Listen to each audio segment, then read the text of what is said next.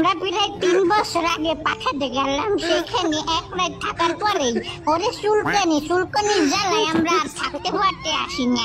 কত ডাক্তার দেখাইতে আসি, কত জায়গায় যাইতেছি, আমাকে চুলকানি রোগী কমতে আসে না। গিরে গিরে চুলকানি, তারপরে বগলের তলায় রানের চিপায় সব জায়গায় চুলকাইতে আসে।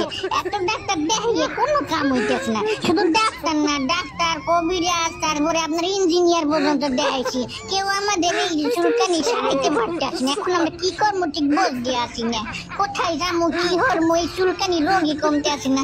চুলকাইতে জীবনটা তেনা তেনা হয়ে যাইতে আছে, তারপরে আমাদের চুলকানি কমতে আসে না, বুঝেন? এখন কি করবো, আপনারা আমাদেরকে একটা পরামর্শ দেন। এই পরামর্শ শুনে যদি একটু চুলকানি দিয়ে বাঁচতে পারি, তাহলে আল্লাহ যে দেয় একটু সুস্থ হতে পারবো। আমরা দুইজন যে কি বিপদে পড়ছি এই চুলকানি রোগ হইয়ে, আমাদের কিছু দেখলে চুলকাই, কিছু খাইলে চুলকাই। আমার একটু কইতো, আপনারা প্রিভিশন বা পাগলা মলম ব্যবহার করেন না? তারপরে কচু এগুলা খাইলে চুলকাইতে, এখন দেখি কি রসগোল্লা খাইলেও চুলকায়, এমনকি মনে করেন ওই যাই খাই, বিরিয়ানি খাইলেও চুলকায়, আমাদের শেষুরি খাইলেও চুলকায়। এরকম চুলকানি রোগটা কিভাবে উদ্ভাবন হইলো, মানে আমরা বুঝতে আছি না।